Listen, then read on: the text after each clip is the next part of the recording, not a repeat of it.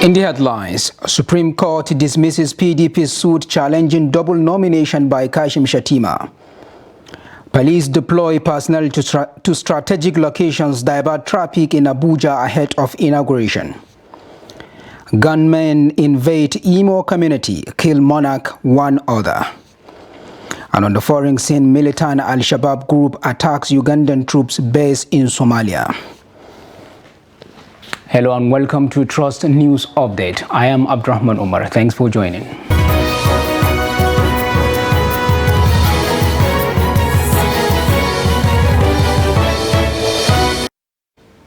And now the news in full. The Supreme Court has struck out a suit instituted by the opposition PDP seeking disqualification of the Vice President-elect Kashim Shettima for alleged double nomination. The party sought the disqualification of Tinubu-Shettima joint ticket for the 2023 presidential election on account of double nomination, contrary to the provision of Electoral Act 2022. Noel Samson reports that the judgment now clears the course for the inauguration of President-elect Bola Ahmed Tinubu and Vice President-elect Kashim Shettima, slated to hold on Monday. The report. The appeal was brought by the People's Democratic Party through their counsel, Mike Ozokome, SEN, alleging that Shettima had double nomination as senatorial candidate for Borno Central Senatorial District and vice president candidate under the All Progressive Congress. The Apex Court held that apart from the fact that the PDP lacked requisite jurisdiction to institute the suit, the party also failed to provide sufficient evidence against Shettima to prove its allegations. The Supreme Court have dismissed our appeal, that we have no local standard, and that irrespective of the unlawfulness of what APC did, we are not members of APC and we cannot challenge it. Yes, well, this is the Supreme Court. We can't, like I told them in court, we can't appeal to God. We will stop here. We are bound by their judgment. However, counsel to APC, Babatunde Ogala, SEN, expressed pleasure with the decision of the Apex Court. I must commend the courts, the Supreme Court, and not just the Supreme Court, but all layers of court that this matter has gone through. You will notice that the court had said the issue ordinarily would have been settled on locus, but they went into it just to let the record straight and to make a policy and to send a message loud and clear to the whole world that this kind of frivolous actions will not be entertained by this court. The matter is settled. This is the highest court of the land.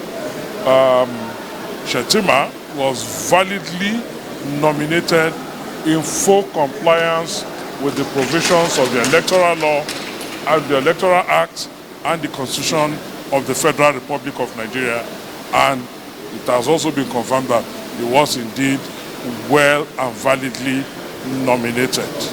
Justice Adamu Jauro, who delivered the lead judgment, imposed a fine of 2 million naira on the PDP for interference into the internal affairs of the All Progressive Congress and the conduct of its primary elections and nomination of its candidate. Noel Samson, Trust TV News, Abuja. President-elect Asiwaju Bola Ahmed Tinubu joined President Muhammadu Buhari for the Jumu'at prayers at the State House Mosque, Abuja, Friday afternoon, as part of nationwide special prayers marking the inauguration of the incoming administration. President Buhari had invited Tinubu to join him for the prayers, his last at the State House Mosque before he hands over power and takes his final bow from office on Monday. At the well-attended prayer session at the National Mosque, President-elect Tinubu was represented by Vice President-elect Senator Kashim Shettima, represented the President-elect at special Jumu'at prayer session as part of events lined up for their inauguration. A statement from Office of the President-elect signed by Abdulaziz said after observing the prayers at the State House, Tinubu said he had come to join President Buhari to offer praise to Almighty Allah to support him to carry out the task of governance successfully. He said he will drink from the fountain of knowledge and wisdom of the Chief Imam of the State House Mosque, Sheikh Abdul Wahid Abubakar Suleiman, who reminded leaders of the burden of trust in leadership. The events will climax on Monday, May 29, when the former Lagos governor takes the oath of office as the 16th president of Nigeria. Ahead of the presidential inauguration scheduled for Monday, May 29th, the Federal Capital Territory Police Command says it has deployed human and material resources across the nooks and crannies of the territory to ensure that the event is safe and peaceful. A statement issued on Friday morning by the command spokesperson SV Jospinadi said the deployment, consisting of all intelligence and tactical assets at the command's disposal, is solidified with inter-agency collaboration. The statement said the move was born out of the need to avert any form of threat on the nation's democratic process. According to the PPRO, the strategic operational deployment is characterized by visibility, policing across the territory, stop and search duty, intelligence-led raids on black spots, surveillance, vehicular, foot patrol, and diversions at strategic points, namely. She said the Commissioner of Police FCT Command Haruna Garba equally alerted the residents of proposed fireworks scheduled to take place on the eve of the inauguration at the City Gate and the Millennium Tower to usher in the new administration. Borno State Governor Umar Zulum has dissolved the State Executive Council and boards of parastatals, as well as disengaged other political appointees to mark the end of his first term in office. The governor, during a valedictory session with the cabinet in Maiduguri, appreciated cabinet for sacrifice, commitment, loyalty, and also seek for forgiveness for his hot-tempered approach in course of running the administration. He observed that the first time was challenging because of the insurgency, but expressed satisfaction with the administration agenda and efforts for the people of Borno State, whom he said the government enjoyed their support. Under a very fragile environment, it's not easy. Working under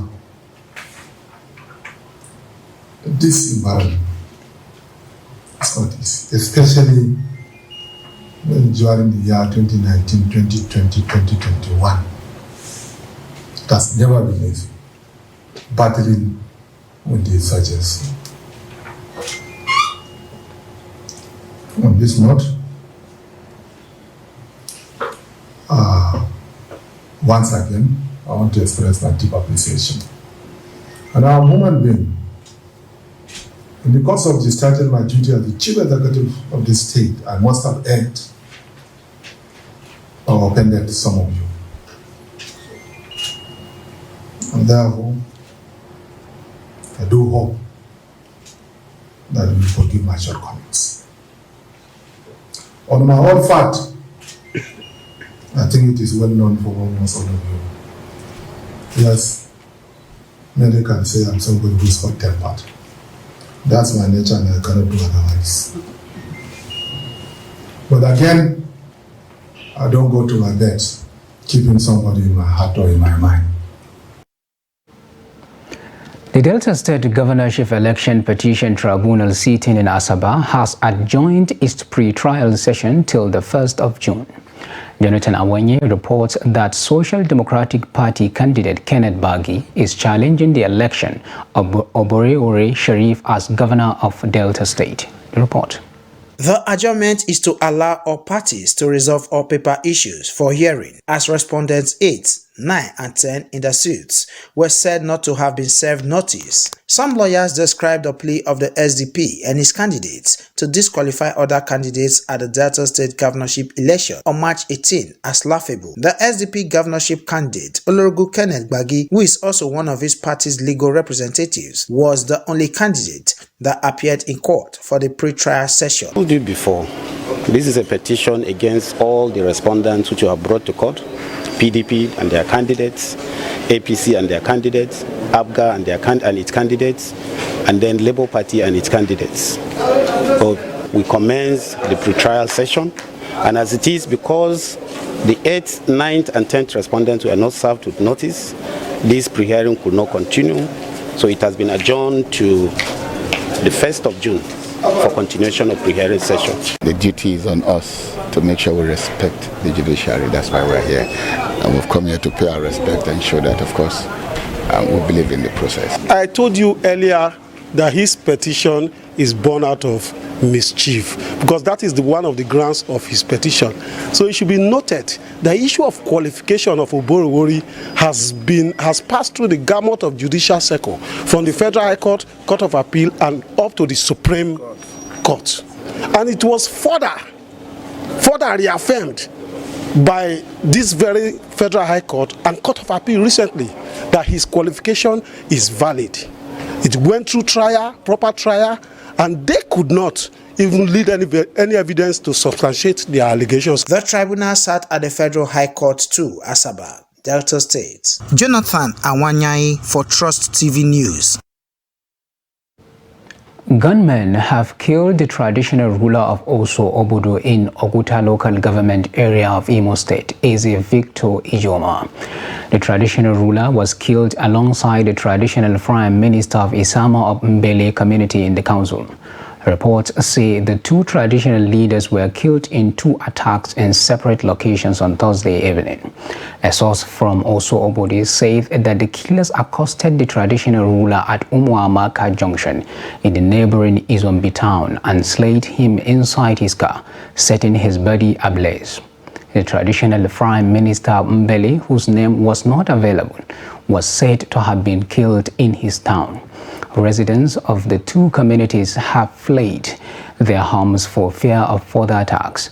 Police Public Relations Officer, Assistant Superintendent of Police Henry Okoye, told newsmen he was yet to be briefed on the incident.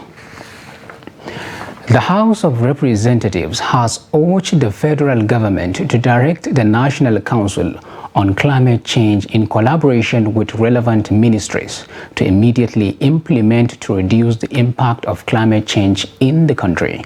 This resolution followed the unanimous adoption of a motion moved by Sam Onobu from Abia State at Thursday's plenary. Moving the motion, Onobu said there was a devastating impact of climate change in the world, particularly in Nigeria, with desertification racing southward at a speed of 0.6 kilometers per annum, gully and coastal erosions destroying communities and farmlands, and drying off Lake Chad. The lawmaker expressed worry that except Nigeria takes necessary measures to reduce the impacts of climate change in the country, the conditions-induced climate calamities will continue. Also cognizant that the industrial sector contributes a high percentage of greenhouse gas emissions in Nigeria.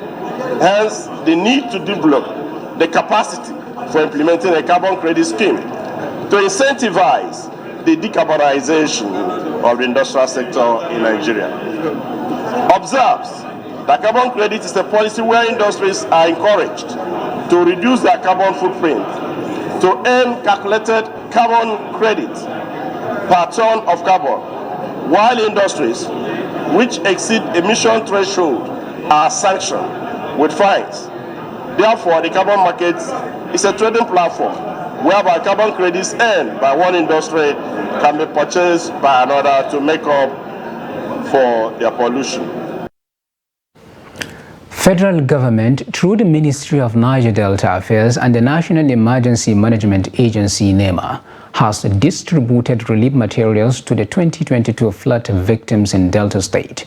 Jonathan Awenye reports that the relief materials at the State Emergency Management Agency's warehouse were handed over to the state government for distribution to the victims. His report.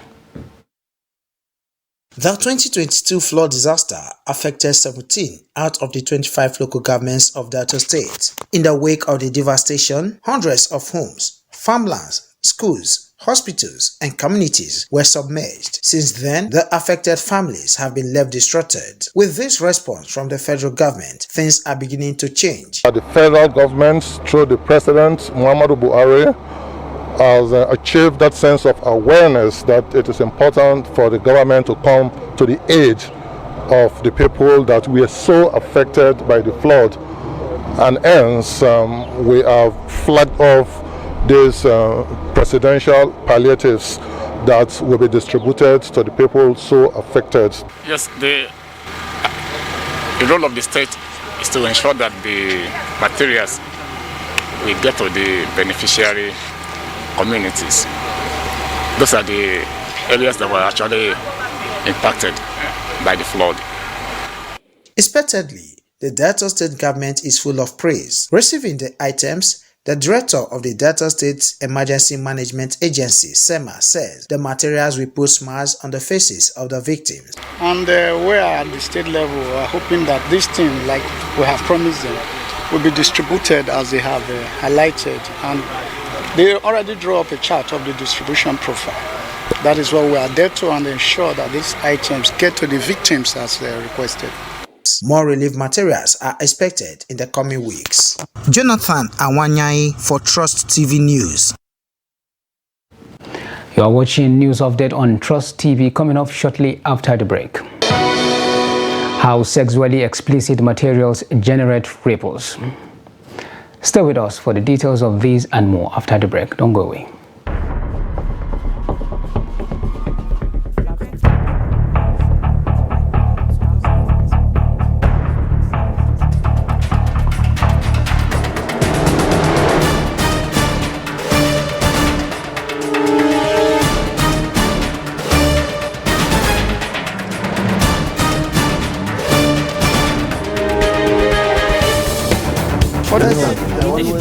That's great. It's good to see you.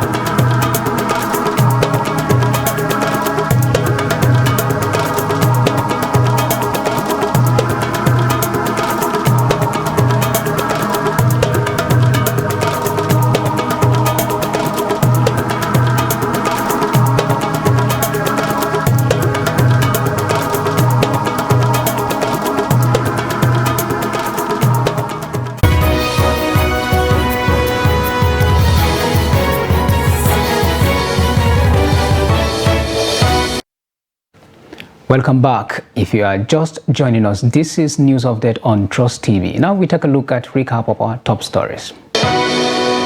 Supreme Court dismisses PDP's suit challenging double nomination by Kashim Shettima. And police deploy personnel to strategic locations, divert traffic in Abuja ahead of inauguration. Now moving on to more stories.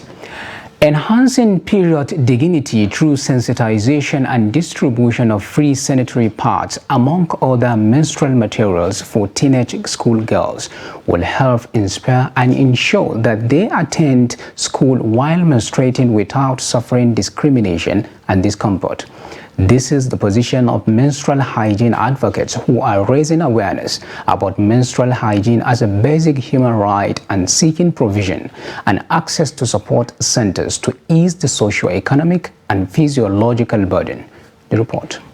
Ending menstrual period poverty and ignorance among teenage girls and women require immediate support that is crucial in breaking down barriers and promoting menstrual equity, hygiene, as discrimination among communities, schools and social places have become the order of the day in some societies. And we are bringing advocacy and using this opportunity to educate young girls about their menstrual cycle and how to keep their bodies healthy during those periods. And also stimulating stakeholders' commitment to stop the discrimination against young girls who are in their menstrual period. And more importantly, calling on establishment of menstrual hygiene support centers across all secondary, primary schools in Nigeria, so that these young people who may not have mastered their body system, who lose their confidence oftentimes when their menstrual period appears. Menstruation period, whatever name they call it, is when a woman bleeds, and it happens every month. There are so many taboos to it, there are so many stories to it, but we realize a lot of girls feel discomfort during this period. A lot of them are body shamed. A lot of them are set aside. Some of them don't even come to school because they feel they are not clean enough.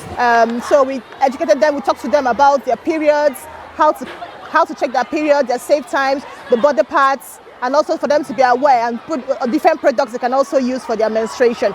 The girl child is sometimes unaware of the changes that come with their physical development, but these advocates are helping to educate, sensitize and distribute sanitary pads in a bid to prioritize menstrual hygiene. This is very important because for girls child, because some of us don't know how materials that we can use on our period, and some people don't have money to afford it. This is like a way to help them to know what they should use, and they should be hygienic during their period. We should wash our hands and we should maintain good personal hygiene during or when, even when we are not in our menstruation. As a female child, we should always maintain good personal hygiene, even when we are seeing our menstruation or when we are not seeing our menstruation. With about 300 girls in these schools receiving free sanitary pads with soaps handed to boys to ensure cleanliness and good hygiene, stakeholders are working towards creating a community where no woman or girl has to face the challenges of period poverty alone. Aisha Salihu, Trust TV News, Abuja. The Muslim Students Society of Nigeria has called on federal government to ban primary and secondary school textbooks with sexually explicit material in its letter to the Federal Ministry of Education. The society warns that sexually explicit material could corrupt the minds of children. Hamid Oyebade files the report. The Amir of the Muslim Students Society of Nigeria, B-Zone Kozim Odedeji, said some textbooks meant for children in primary and secondary schools contained sexually explicit materials. Odedeji said some of the textbooks promote abortion, masturbation, and immoral sexual behaviors. There are things that are better left for the parents and the religious leaders to handle. So there are things that can unnecessarily sexualize our children. So issues bordering on abortion, issues bordering on safe sex, and some other things, lewd things like that. So we believe these children they are too young to be exposed to this kind of information. Some parents in Osun State agreed with MSSN, saying that sex education should be left for parents to handle at home rather than the school. And in Islam, it is totally, abhorred that such subject should be made public discussion, even among the elderly, not to talk of children who do not know, anything yet. So to create such a impression in young minds like that is very, very deplorable. Sex education should be taught at home, not in the school. The parents know the level of their children, because teaching them in the school, we made them to expose to some of these bad things. When they taught the students in the class, the students may like to practicalize what they were taught in the class, so that after the school hour they may find somewhere to practicalize what they have been taught in the class, which can cause harmful to the children. So it should be left for the parents, not that it should be taught in the school. The MSSN said inclusion of sexually explicit materials in the textbooks is a threat to morality of the children and an attack on cultural and religious values. The first thing we want is that all these books that contain all these materials should be recalled from the market. So we want them to be recalled from the market so that they will not be in use again. So, and at the same time, we want the curriculum to be reviewed so all those contents will not be necessary again. So, and we want the abolition of sexual education in our schools, in our primary and secondary schools. The society is worried about the declining discipline, examination malpractices, and immorality, among other vices. Hamid Ojegbade, Trust TV News, Osogbo. And on the foreign scene, the militant Al-Shabaab group on Friday morning carried out an attack on a Ugandan troops base of the African Union Transition Mission ATMIS in Bulamaria district in Lower Shebele region in Somalia. The attack began shortly after morning prayers. It started with a large explosion, believed to be an explosives-laden vehicle. Bulamaria is about 110 kilometers, an estimate of 68 miles from the capital, Mogadishu. Residents reported that after the big explosion, 2 more explosions occurred in the camp before a fight started between the Ugandan troops and the attackers. Al-Shabaab said they captured the camp and killed dozens of ATMIS soldiers, but there has been no independent confirmation of the group's claim. ATMIS says its forces are currently assessing the security situation in the area, but no word yet from the Somali government regarding the attack.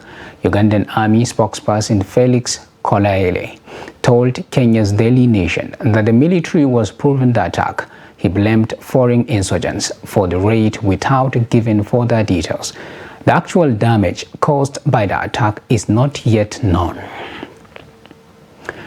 And on sports news, Brentford striker Ivan Toney was given a reduced ban from football because of a diagnosed gambling addiction. Toney, 27 years old, was banned for 8 months for breaking Football Association betting rules, including betting against his own team. A psychiatry expert who gave evidence to the FA's Regulatory Commission diagnosed Toney with a gambling addiction and concluded he needed help. As a result, the Commission reduced an 11-month sanction by 3 months. In its written reasons explaining its sanction, published on Friday, the Commission said Toney had admitted repeatedly lying during his initial interview with the FA. And with that, we have come to the end of Trust News Update. Do not forget to follow us across all our social media platforms and our YouTube live stream. I am Abdurrahman Omar. Thanks for watching and bye for now.